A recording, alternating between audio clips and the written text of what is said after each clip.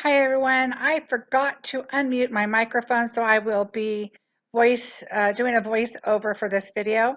So this is the card that I showed on a couple different websites and a couple different postings, and I was requested to please do a video. So I'm going to do a video. I apologize the sound didn't come out on this, but I'm also going to show you a couple different options and different things that I do with the pan pastels and different ways you could do the cards with the different colored leaves and just some different things with the gel press also. And this card I did pan pastels, and so I'm going to show you what I did. This is the other card. I'm going to give you a little bit of an idea. Same kind of technique. I did not use the Create palette on this card, but I did use Pan Pastels and Boston Gold, and I'll talk a little bit more about that in a little bit. Excuse me. So I took a hazelnut blend cardstock and did it long ways, and I explained that I do like doing long way better. It's just easier to stand up as a tent card. The other way tends to fall down a lot easier and start to kind of bend when they're up after a while. So the tent card for me, I prefer. And so that's why you'll see a lot of my cards made that way. On top of that, I layered banana cream. So the first base is a A2 card base, 5.5 by 4.25. The banana cream is 4 by 5.25. And then the white on the top will be 4 by 3.75.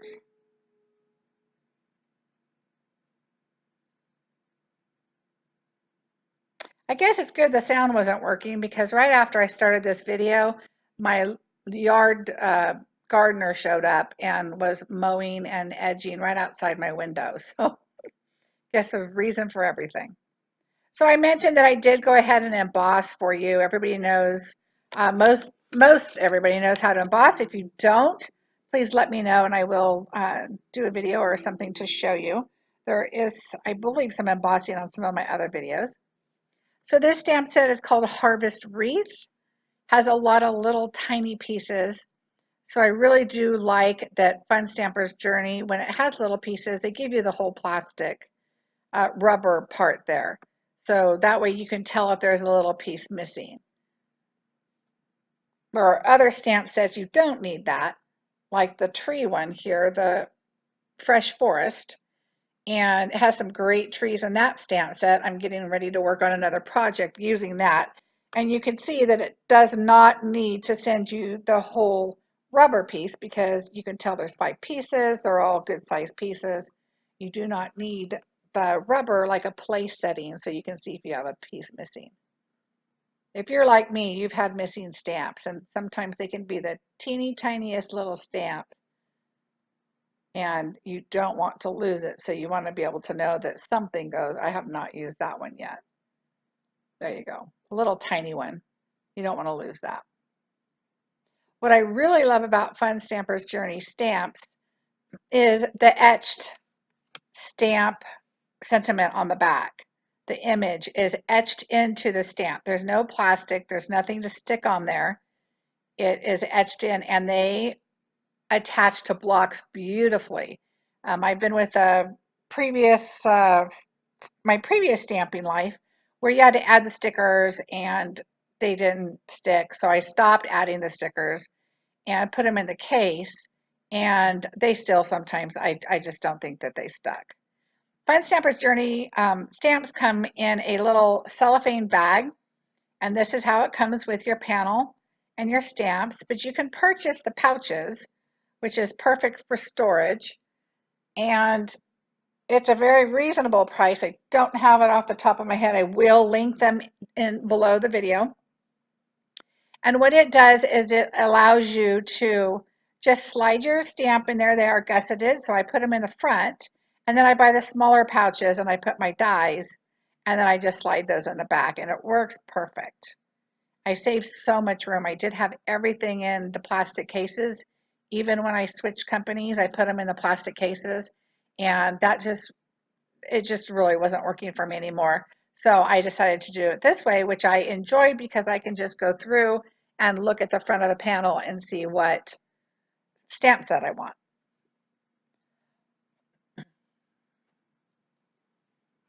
So now I'm getting ready. I'm going to start stamping.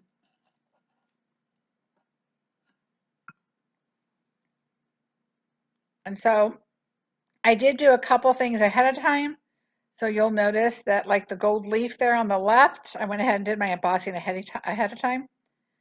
That is a create a palette. And what you do is you take your re-inkers or your liquid color ink and you put the colors that you want. That particular pad I called Fall. I put a label on the end. That way when they're on the shelf, I can tell which one I want and I can remember what colors I put on it. And then I list the colors at the bottom. So I label that one Fall, and then the colors are listed on the bottom. And that's just to remind me what order I put them in and on the pad. Our ink pads are fusion based. It's a fusion ink, which is dye and pigment fused together. I have owned more than enough stamp pads in my life. I've tried so many, and these are just amazing. This is a different one. I called Project Me.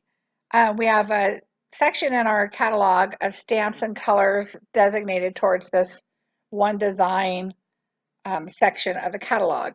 And it's so cute. I decided to make up an ink pad. This one is blues. I do this one for oceans. We have a mermaid stamp that we used it for, just some different things. And I really enjoy using that one too. There's a couple more I want to start making. Once you find the combination of what you want, it's just endless being able to do what you want. So when you use a create a palette stamp, you want to go back and forth, left to right, just going up and down a tiny bit. If you go directly left and right, you're going to have a line between those ink colors. And you don't want to do that. And I'm showing you there that if you don't just adjust up and down just the tiniest bit, you're going to have a white line. So go back and forth and up and down a tiny bit up and down. And then you can stamp your image and you'll get the variety of colors that you have on your ink pad. And remember, you can move your stamp up or down so that you can get more yellows, more oranges and yellows, or down to get more greens and browns. It just depends on what you want. You can do it at an angle. You can, stamp off first. There's all kinds of different methods that you can use these for.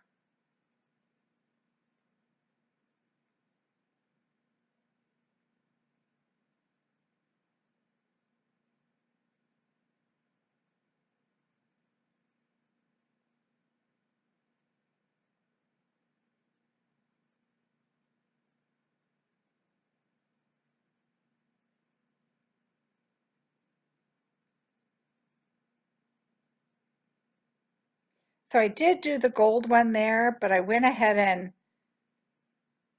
I'm getting ready to stamp that one, and I don't really need to because I have the gold one, but I think I wanted to show you. I did put two on this card that I'm doing. I did do two of those, one with gold and one regular. But you can see that I flipped the ink pad the other way. I put the green and the gold towards, or excuse me, the green and the brown towards the top.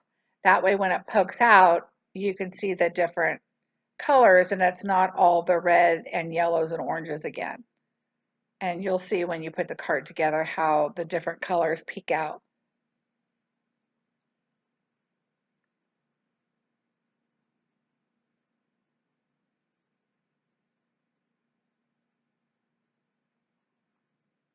So the citrus color I did is a solid color. I didn't want to do them all variegated. And so right now is when I'm explaining the fusion ink and how it's a pigment and a dye. Like I said, I've tried so many ink pads. I have a lot of ink pads and I really don't need them all. I really only use my Fun Stamper's Journey because I just love them.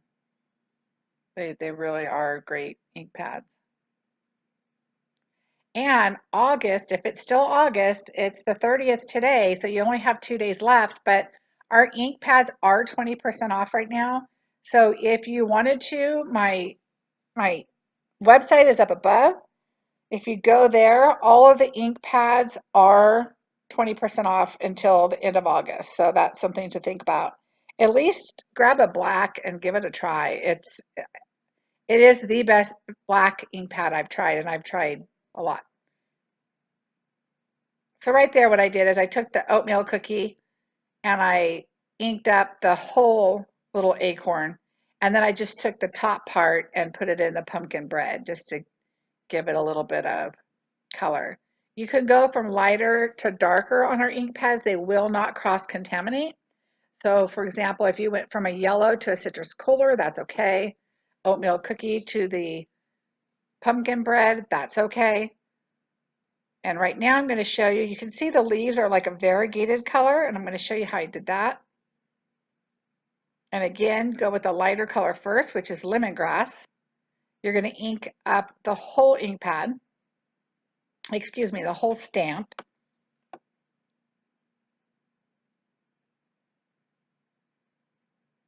And then I took the fresh forest and I just went around the edges just to kind of give it a little bit of a depth and more layered. And then I dropped the stamp set. It went all over the stamp and I have green all over my bone folder.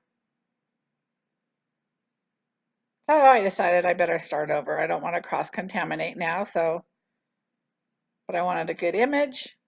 So back to the lemongrass.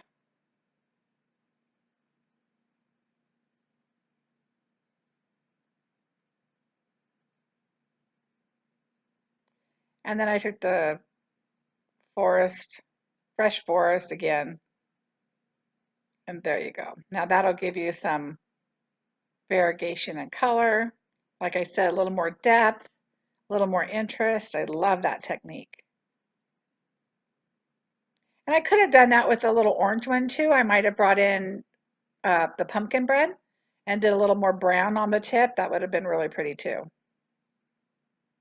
I did stamp the gold leaf on pumpkin bread.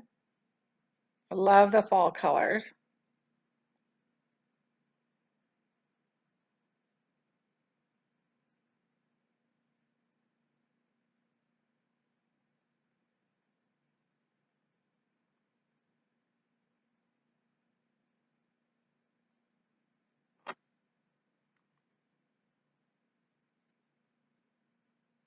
Now I'm going to show you the gel press, some different thoughts, different ideas of what you can do with the gel press. Doing the same type of a card. So this is what our gel press looks like. It comes, ours is specific gel press. It is 8.5 by 11. So you can do full sheets. And I'm going to grab some to show you here in a minute. I use acrylic paints. You could use re-inkers, liquid color, the direct ink pads, of course, stencils, stamps. There's just so much to do. I love this gel press. At first, I wasn't quite sure what I was going to do with it. I love making cards. I love making more artsy type cards, but I just wasn't sure. And so once we started playing with it, once Richard Garay showed us some different techniques, I was just sold. In fact, I have two of them. That way I can be doing two different things to a project and not have to clean and re-clean, and I could be using two. Now this picture is acrylic paint. I just put some different colors on it. You take your brayer, you just kind of pounce it on and roll it and pounce it. And that's the second image. Then I decided to put some stencils down and get some little bit of a more background. Again, some new stencils. This one really starts getting more brown looking because I've rolled it so much and added a little more color to it. But really, if you think about it, you put a stamp, a leaf stamp on there, and you couldn't tell how brown it looks. It looks like a leaf. Now that's a beautiful blue. There's a couple different blues I did. I took my acrylic block and just kind of squiggled it on the paper. And now I'm going to show you a card that I did with acrylic paint on the gel press on the bottom, and that's what I cut the waves out of. And so there's texture on there. It's acrylic paint. And it was just a lot of fun. Instead of just a flat piece of paper, it just really added a lot to it. So you could see the texture. And even though it looks weird, the backgrounds look, some of them look kind of weird. So many stamps, so many different things like that you can make stars out of, or a sky. That one you could do some ocean, different things, a background for something. A lot of fun. Now I'm going to show you with some ink, and I'm using my Create a palette. So you notice I'm going left and right. I don't want to go up and down too much. I don't want to contaminate the lighter colors with the darker.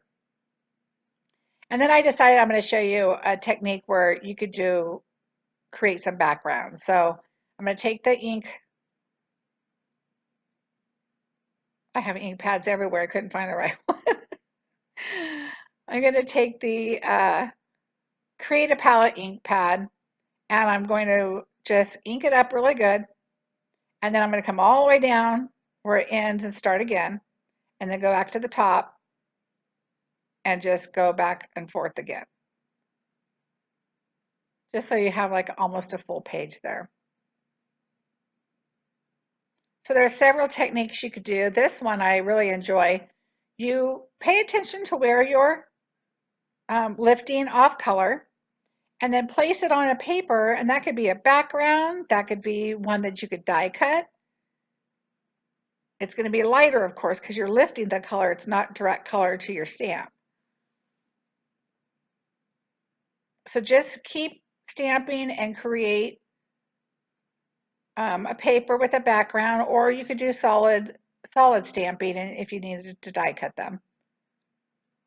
And just kind of go around, and you can see the images on your gel press. And you want to just keep doing your images.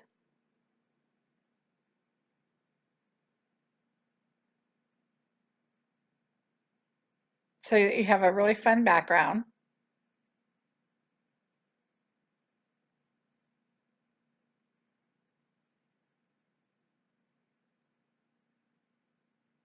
And this is just one of the really quick and simple ways I like to do this, because it leaves such a pretty coloring on the white paper.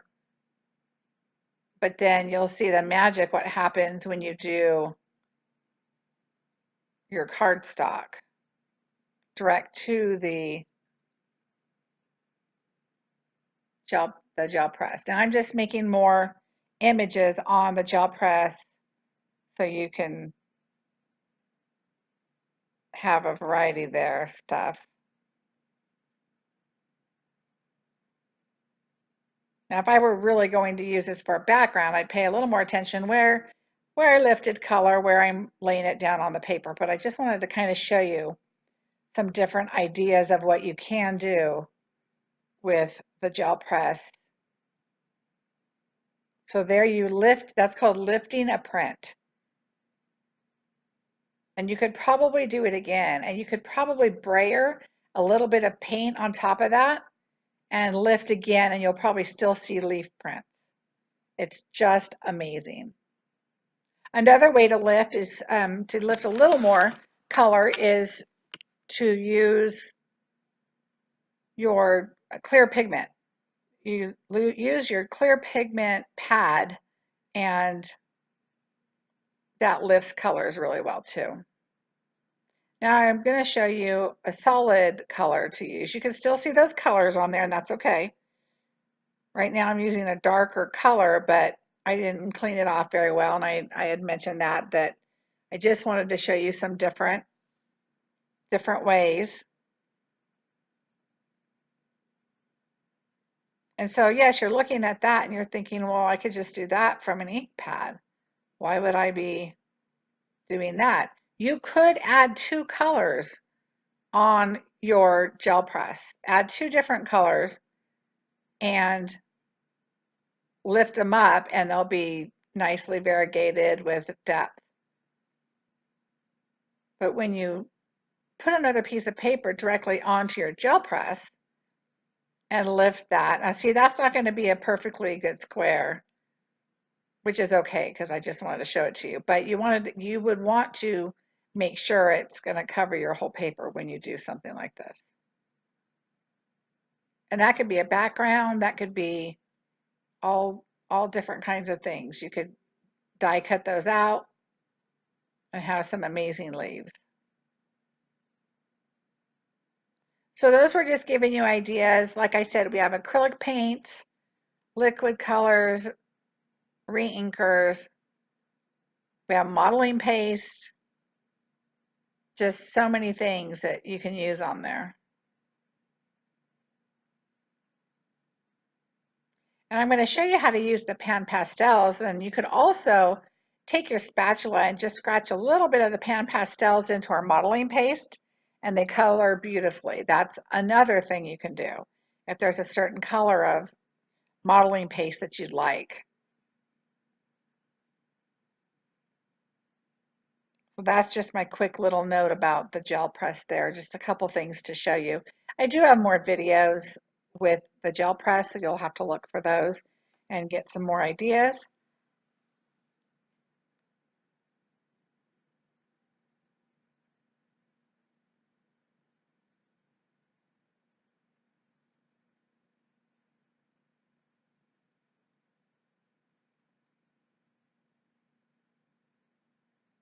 Ah, see my little stamp rolled off the acrylic block. It's sitting right there on the bottom right, and I found it after a while. That would have been a horrible one to lose.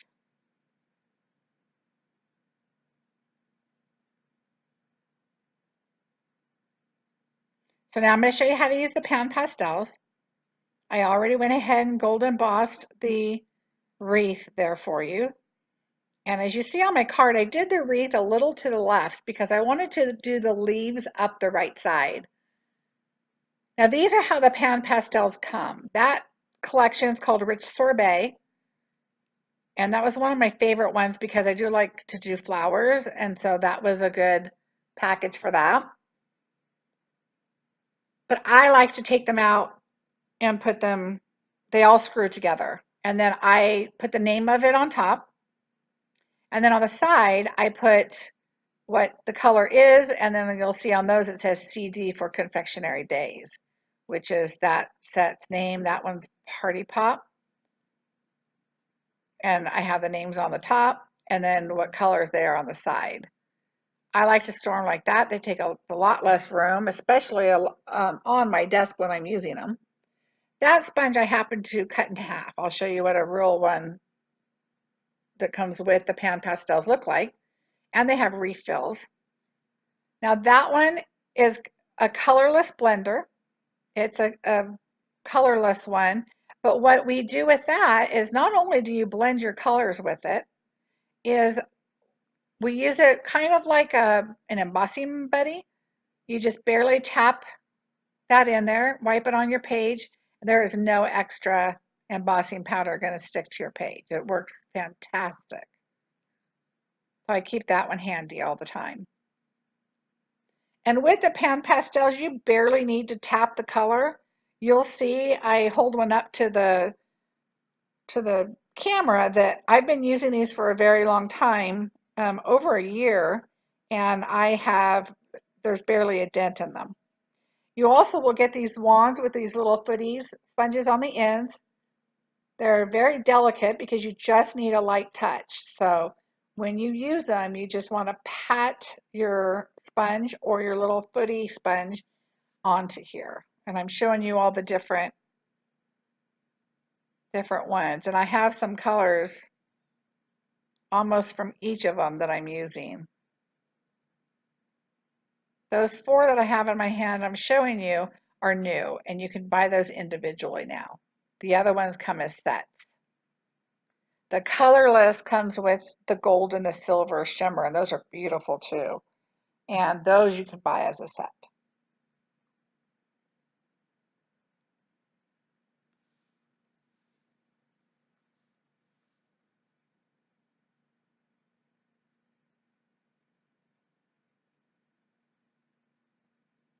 They do screw together, which are really nice. Like I said, they take up so much less room.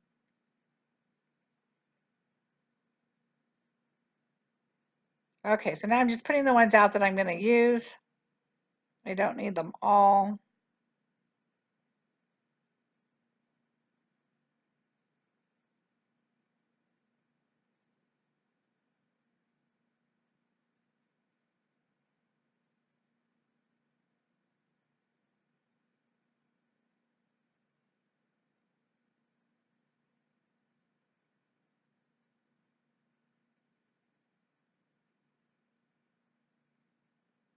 So I'm going to start with the dark color. I'm going with the green first.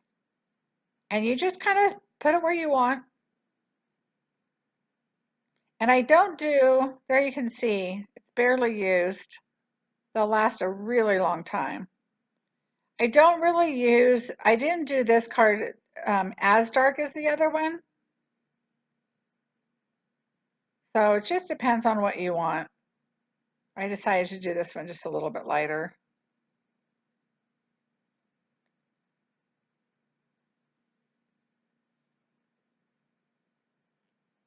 And I'm telling you, the sentiment is going to go there in the middle. I tend to like to put a lighter color in the back.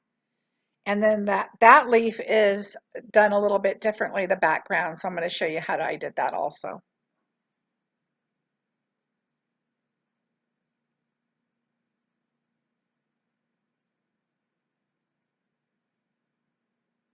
So now I'm going to do the lighter colors where I know I want them.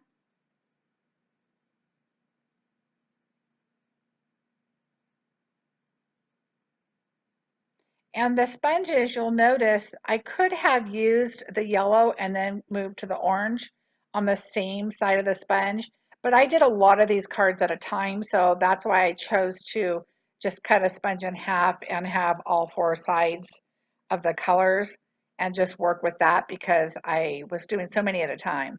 But you could just wipe it off on a paper towel and then go to the next color without a problem. They do not contaminate.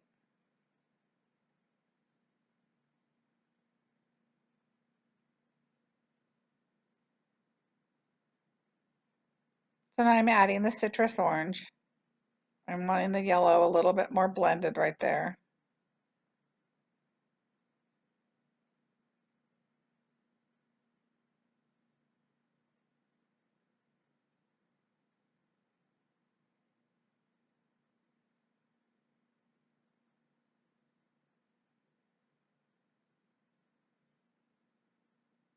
So I just have a couple colors left to do.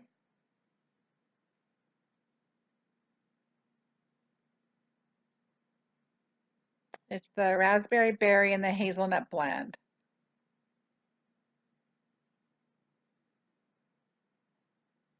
And these sponges, a lot of people ask if they could use makeup sponges.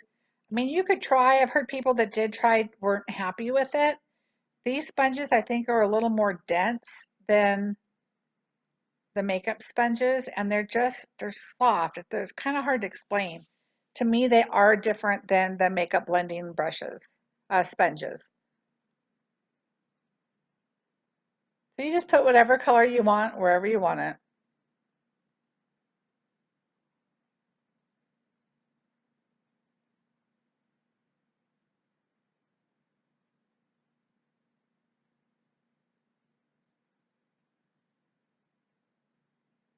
And then if you think, "Eh, I don't like that color there, you can get one of those white erasers and it takes your color right off. And you can say, oh, okay, I want a different color there. And of course, my finger, I just was nice and white until I flicked it with my finger. And I also mentioned you really want to make sure you wash your hands and your hands are very clean when you work with pan pastels, like you would with any of your products. But it really does pick up the oils from your fingers, and the pan pastels will stick there. And there you can see that there's chalk, so I'm going to show you how to set it when you wipe your hand across.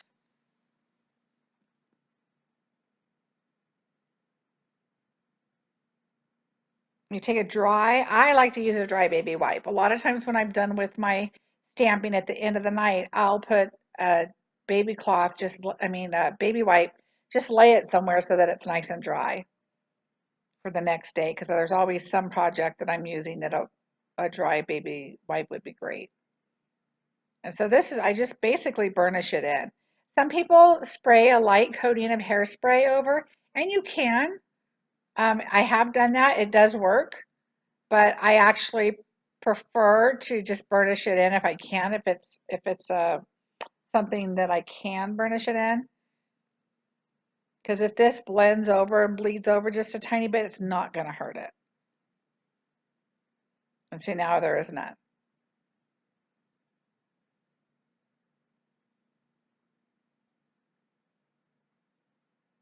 So my current one's a lot lighter. I decided to darken it up a bit here and there.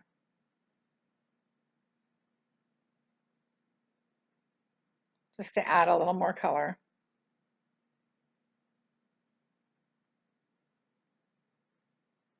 And I'm realizing the color I need is the last one I find in this little bundle.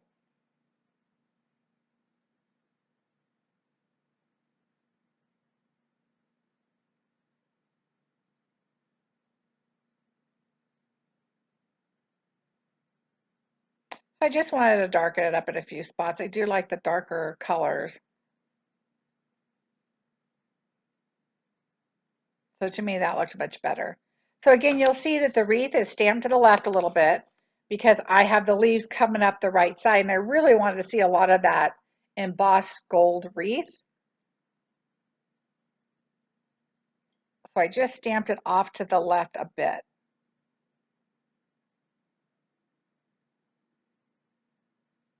Now I'm going to show you how to put the card together. I had to die cut my leaves still.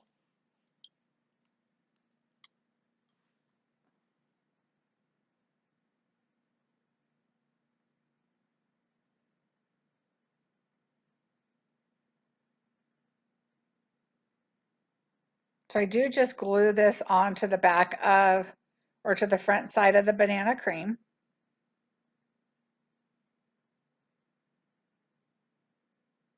Now next month in September, our sale is going to be mixed media items. So be on the lookout for that.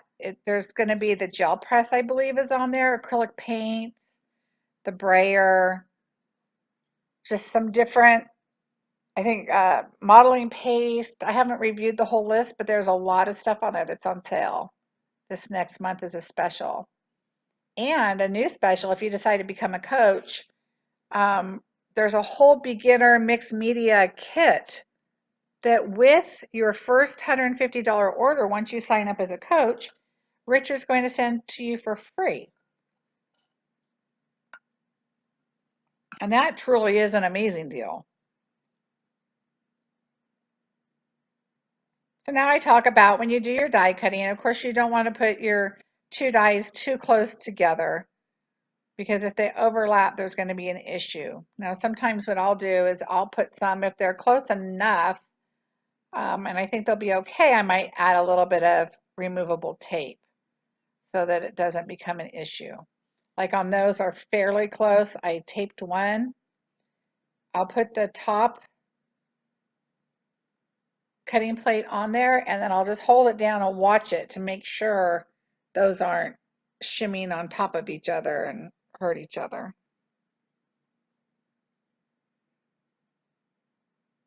Of course, those foam dot backings, like any other, they travel through the house.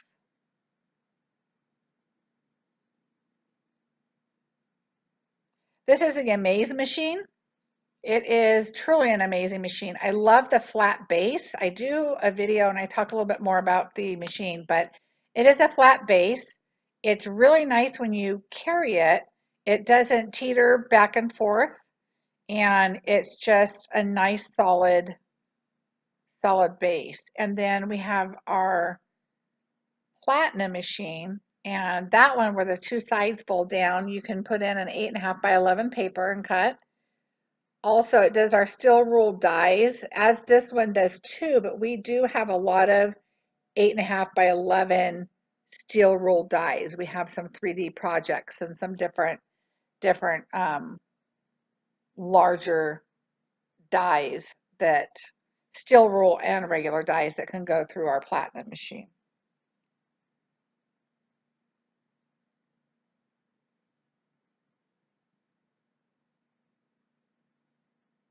Our machines all come with the magnetic plate, the two cutting plates like you see here, but also the rubber mat for embossing folders, and then the harder plastic plate for embossing dies, the die embossing. And all of that comes together. So you do not have to purchase other pieces after you get the machine. It all comes together.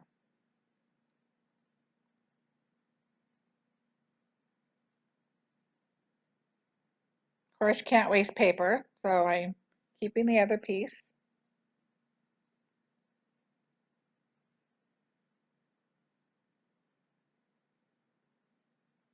You gotta put all your dies away or they'll get lost. We know how that goes. So now I want to piece together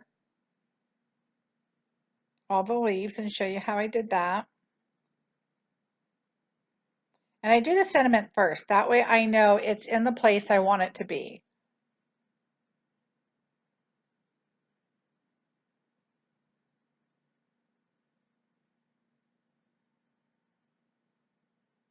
And I thought it was fun to just put it on a leaf, but I didn't want to do it on a dark leaf with the Create a palette like I did the other ones because it would have been too hard to read. So I'm going to show you how I did that. So I did take the Create a palette and all I did is stamp it, just straight down. So it gives you the different colors, same colors in the whole project. Now you can also slide it. You can also zigzag it. I show you some different things you can do, like the blue one a lot. Oh, I think I do show you. I do like waves or a different kind of a background. And that doesn't necessarily mean that's your background, but you could stamp something on that and it's going to have, you know, some variegation, some depth, some different coloring in the background.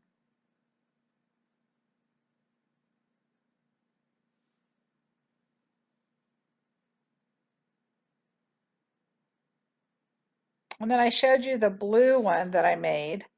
And in a minute, I think I'm going to show you some different, like the waves and different things I did with that one. And I realized I didn't cut out my gold leaf, and I wanted to pop a gold on there just to kind of offset, balance the wreath that's in the background, have a little pop of color.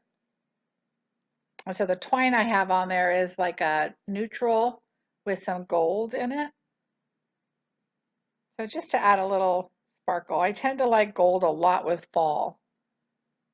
I like silver when I'm doing Christmas, if I'm doing blues, but I like gold if I'm doing reds and greens. It's just the more traditional.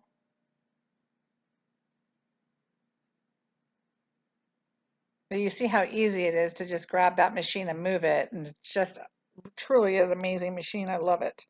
I've had Big Shots, Big Kicks, Cuddlebugs, Vagabond.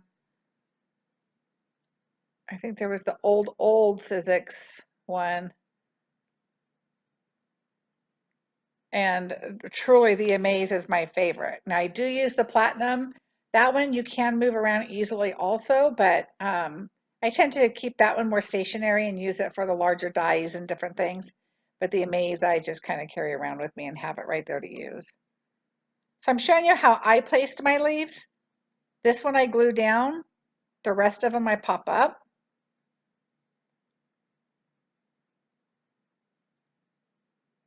I just kind of put the gold in the middle. Right here. Now I do take that other colorful one and I show you that I put it up along the side. And remember when I stamped it, I turned the stamp pad around. You can see the big maple leaf there, that it's got the red and the orange. And now when you put the other one up, you're going to see a lot of green and brown. So that way it gives you a little more color, a little variety there. And I'm going to put that orange one in there last. And I'm showing you right there, I left some room because coming straight across, I want to put our twine. And I'm going to show you how I like to do my bows. I'm going to do the twine around and 3 times, of course, three is a lucky number in crafting. You want to do odd numbers. It's just more pleasing to the eye than even.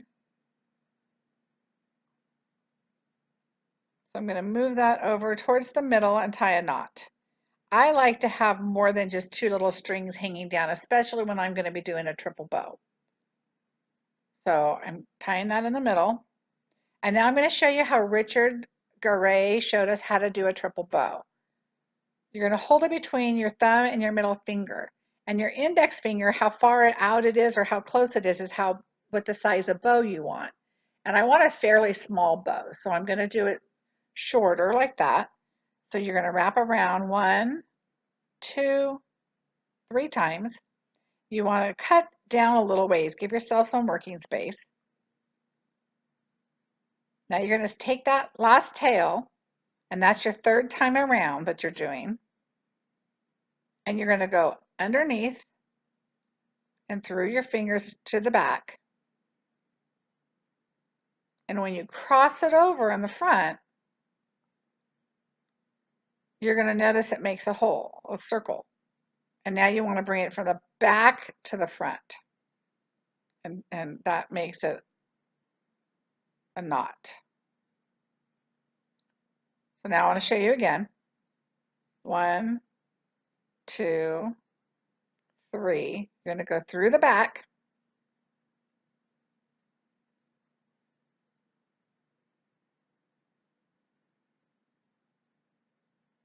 Across the top and under.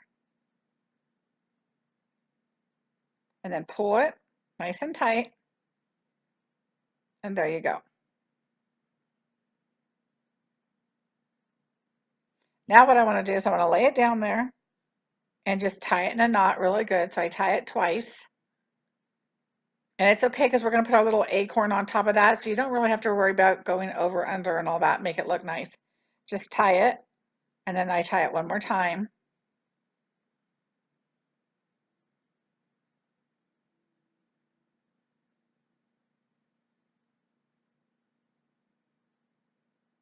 Now I put a glue dot behind the bow just to kind of hold it tight. Once you're tugging and doing bows and stuff, it loosens up just a tad. I tend to like the outer tail longer and the inner one a little shorter.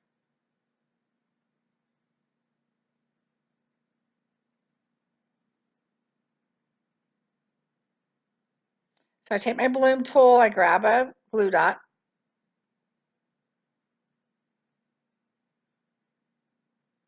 and I just stick it behind the bow, tack it down.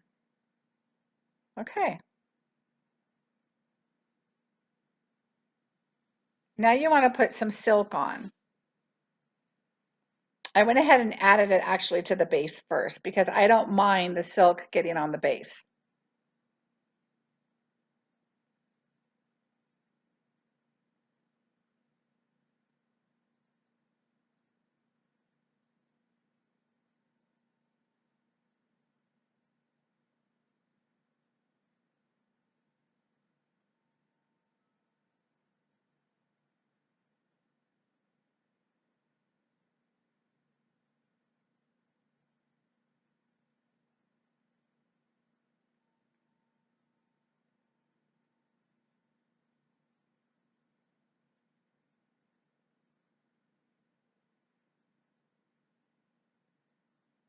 And Fun Stamper's Journey, one of the main things I really liked when I switched was the silks.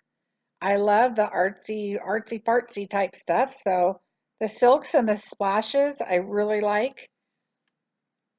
You want to shake them up really well. I'm going to show you at the bottom is your metallic sticks on the bottom, and so you need to shake it up because you want the metallic to get mixed really well. Otherwise, you're just putting the liquid down. It doesn't dry quite as fast.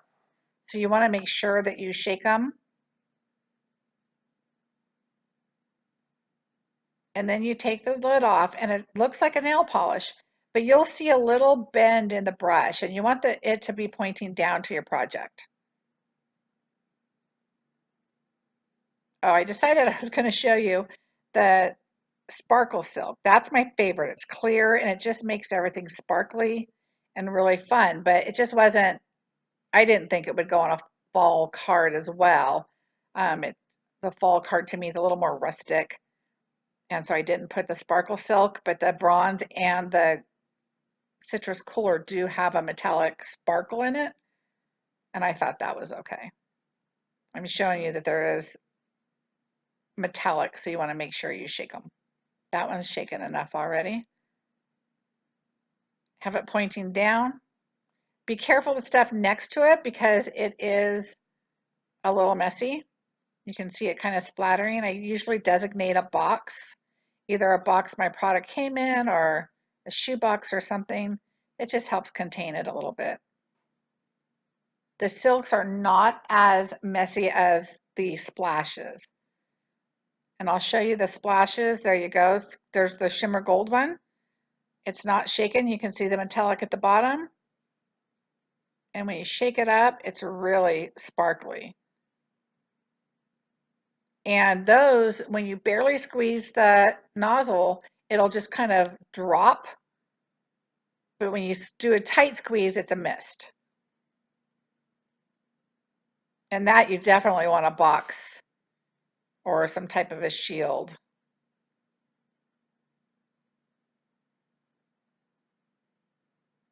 So the same thing. I just wanted to tap a little bit on there.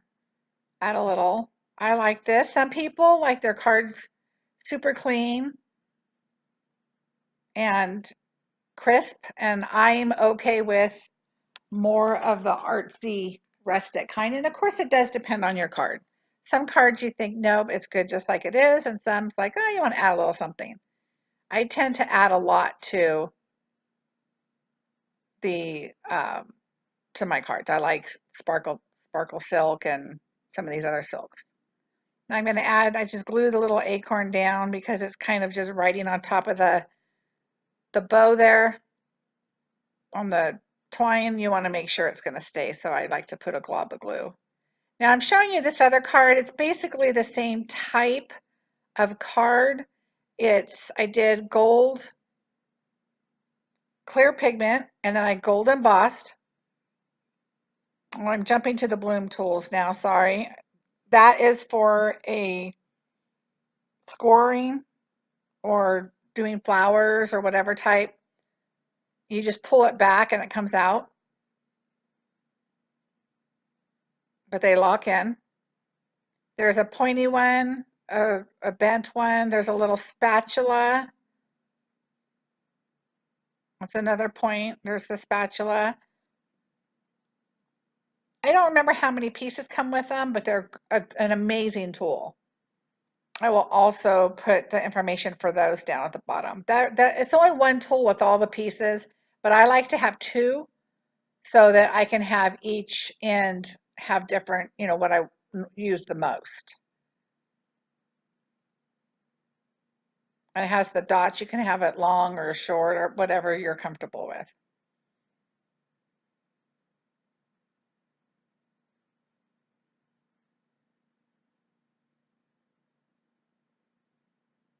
So this card, like I said, you take the clear pigment ink, you ink up, it was a leaf background. It's a background stamp that we have.